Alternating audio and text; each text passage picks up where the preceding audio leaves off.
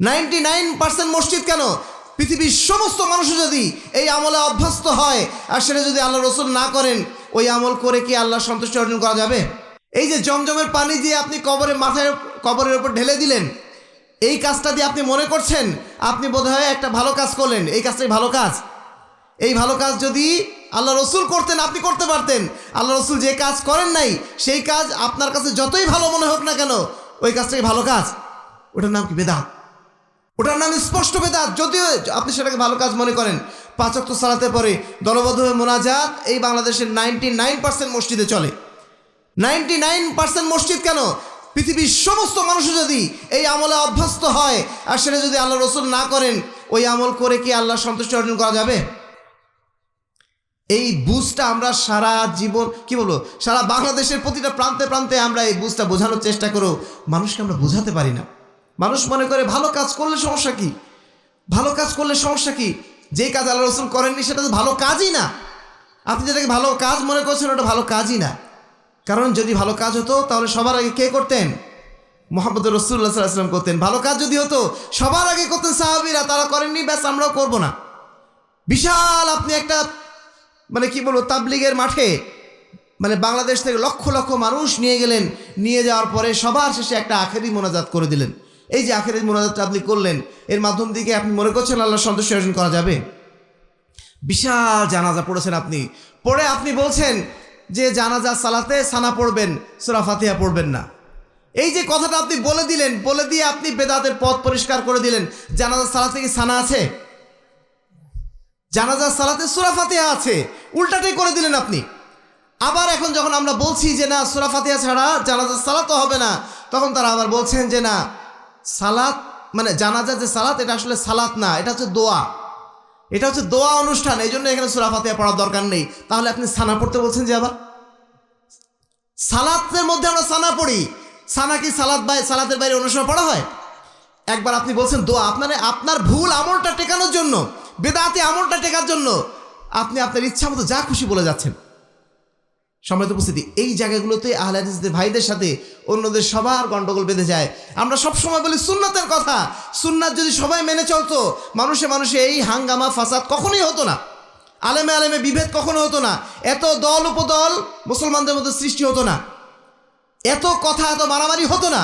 শুধুমাত্র এগুলো হচ্ছে কি কারণে? আমরা সুন্নাতকে মানি না। সুন্নাতকে না মেনে আমরা কোনো এক ব্যক্তিকে ফলো করি, কোনো এক পীরকে ফলো করি, তারপরে বলি যে না ওনার যুক্তিটা ঠিক রাখার জন্য যা খুশি তাই আমরা বলার চেষ্টা করি। সম্মানিত উপস্থিতি, যে বিষয়টি বলছিলাম সিরাতুল মুস্তাকিম, এটা অত্যন্ত গুরুত্বপূর্ণ জিনিস। আর গুরুত্বপূর্ণ বলেই আমরা প্রতিদিন সূরা ফাতিহা পড়ি এবং বলি ইহদিনাস সিরাতাল মুস্তাকিম, হে আল্লাহ আপনি আমাকে সরল সঠিক পথ দেখান। শুধু জ্ঞান অর্জন করলেই হয় না, জ্ঞান অর্জন করলেই সঠিক পথ পাওয়া যায় না। সঠিক পথ পাওয়ার জন্য আপনাকে সঠিক রাস্তা ধরতে হবে। সঠিক রাস্তা না ধরলে আপনি কখনোই আপনার জ্ঞান দিয়ে জান্নাতে প্রবেশ করতে পারবেন না। পৃথিবীতে বহু জ্ঞানী মানুষ রয়েছে, জ্ঞান থাকা সত্ত্বেও আল্লাহকে চেনে না এমন মানুষ নাই। বহু পিএইচডি ডিগ্রিধারী আছে, আপনার আমার চেয়ে হাজার গুণ বড়, তারা জ্ঞান বিদ্যায় উঁচু হয়ে গেছেন, কিন্তু সেই মানুষগুলো আল্লাহকে চেনে না। তার জ্ঞান দিয়ে কিন্তু হেদায়েত পাওয়া যায় না, সরল সঠিক পথের মাধ্যম দিয়ে হেদায়েতটা পাওয়া যায়। এই জন্য আমরা সবসময় উদাহরণটা এইভাবে দেই যে আপনি ধরেন ঢাকায় যাবেন, ঢাকায় যাওয়ার জন্য একটা রাস্তা আছে, তাই না? ঢাকায় যাওয়ার জন্য একটা রাস্তা আছে। এখন আপনি মনে করছেন আপনি ঢাকায় যাবেন, এই জন্য আপনি একটা গাড়ি ভাড়া করেছেন, আপনার গাড়ির মধ্যে খাবার দাবার সব ব্যবস্থাপনা করে রেখেছেন, সবাই মিলে বন্ধুবান্ধব মিলে গাড়িতে উঠেছেন, আপনারা ড্রাইভারও সব ঠিকঠাক আছে, সব কিছুই ঠিক আছে, কিন্তু আপনি ঢাকার রাস্তা না ধরে আপনি ধরেছেন জয়পুরহাটের রাস্তা বা পাবনার রাস্তা অথবা আপনার উত্তরবঙ্গের বগুড়ার রাস্তা। আপনি কি কখনো ঢাকায় পৌঁছাতে পারবেন? কারণ আপনি পথই ভুল ধরেছেন। আপনি যদি কোরআন এবং সুন্নাহ বাদ দিয়ে অন্য কোনো মানুষের পথ ধরেন, আপনি আগেই ভুল রাস্তায় গেছেন। এই ভুল রাস্তায় যাওয়ার জন্য আপনার সমস্ত কার্যক্রম সব ভুল পথে চলে যাবে। শিরক বিদআত মানুষ কেন করে? কারণ সে কোরআন এবং সুন্নাহর পথ বাদ দিয়ে অন্য পথে চলে গেছে, এবং চলে যাওয়ার কারণেই তার সমস্ত চিন্তাধারাগুলো পরিবর্তন হয়ে গেছে। কেমনভাবে পরিবর্তন হয়ে গেছে? যে আল্লাহ রাব্বুল আলামিনকে সে সৃষ্টিকর্তা বলে বিশ্বাস করেছে, যে আল্লাহর কাছে তাকে ফিরে যেতে হবে, সেই আল্লাহকেই সে চেনে না। আপনি বলছেন কিভাবে চেনে না? আল্লাহ রাব্বুল আলামিনকে এই বাংলাদেশের বহু আলেম ওলামা এখনো পর্যন্ত বলে যে আল্লাহ রাব্বুল আলামিন আছেন কোথায়? মুমিনের কলবে। শুনেনি আপনারা কখনো? আপনারা আহলে হাদিস মানুষ আলহামদুলিল্লাহ অনেক সাফান সাফা আছেন, আপনাদের মধ্যে এই সমস্ত বেদাতি চিন্তা শিরকি চিন্তা নাই। কিন্তু এই বাংলাদেশের বড় বড় ওলামায়ে কেরাম যাদের দেখলে চেহারা মানে শ্রদ্ধায় মাথা নত হয়ে আসে, এই সমস্ত ওলামায়ে কেরাম তারা খুব সুন্দর করে যখন বলেন আমরা লজ্জায় মাথাটা হেঁট হয়ে যায়। তারা বলছে কিভাবে, তারা কোরআনে অন্তত 7 বার পড়েছে, প্রতি মুহূর্তে তারা কোরআনের মধ্যে আছে, কোরআন সবসময় পড়ছে। কোরআনে বলা হচ্ছে আর রহমান আল্লাহ আরশে ইস্তাওয়া, রহমান তিনি আছেন কোথায়? 7 আসমানের উপর আরশে আছেন। আর আপনি বলে দিলেন আল্লাহ আছেন মুমিনের কলবে। কে আপনাকে শেখালো? কেন আপনি এই কথা বললেন? আপনি বলছেন আল্লাহ সর্বত্র বিরাজমান, আল্লাহ নিরাকার। আমাদের বইগুলোতে সবই এগুলো লেখা আছে, আমাদের স্কুল কলেজ মাদ্রাসার বইতে এগুলোই লেখা আছে। আমাদের সন্তান এইসব পড়ে বড় হচ্ছে, অথচ ডাহা মিথ্যা কথা।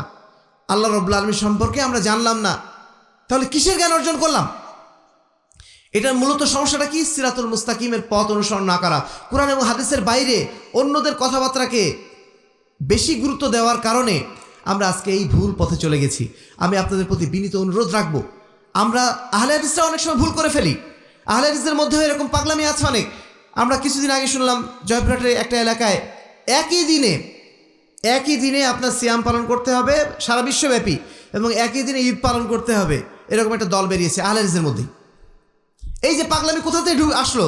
মূলত সিরাতুল মুস্তাকিমের পথ অনুসরণ না করে কোনো এক ব্যক্তির নিশ্চয়ই কথা শুনে এই পাগলামিটা করেছে তারা। আল্লাহ রাসূল সাল্লাল্লাহু আলাইহি ওয়াসাল্লাম স্পষ্ট ভাষায় বলে দিয়েছেন, সুমু লিরুইয়াতিহি ওয়া আফতিরু লিরুইয়াতিহি, তোমরা চাঁদ দেখে সিয়াম রাখো এবং চাঁদ দেখেই তোমরা সিয়াম ভেঙে ফেলো, অর্থাৎ ঈদ পালন করো। চাঁদ আমি দেখিই নাই, আমার দেশে আসেই নাই চাঁদ, আর আপনি এখনই শুরু করে দিলেন ওই আমেরিকার চাঁদ দেখে আপনি সিয়াম শুরু করে দিলেন, আমেরিকার চাঁদ দেখে আপনি ঈদ পালন করা শুরু করে দিলেন। কেন? আপনার কাছে যদি ওইটাই গুরুত্বপূর্ণ হয়, তাহলে সূর্যটা যখন প্রথম ওই থেকে ওঠে, জাপান থেকে যখন প্রথম ওঠে, তখন তো আপনি তাহলে ফজর সালাত শুরু করা দরকার ছিল আপনার। তখন তো আপনি করেন। আপনার এলাকায় আপনার দেশে যখন চাঁদ আসলো, আপনার এলাকায় যখন সূর্য আসলো, হিসাবটা তখন থেকে হবে। জাপানের হিসাব আপনার না, আমেরিকার হিসাব আপনার না, আপনার দেশের হিসাব আপনার জায়গায়। এই যে পাগলামিগুলো মাথায় চলে আসছে, এই সমস্ত পাগলামির কারণে আজকে আমরা ভুল ভ্রান্তির মধ্যে চলে যাই।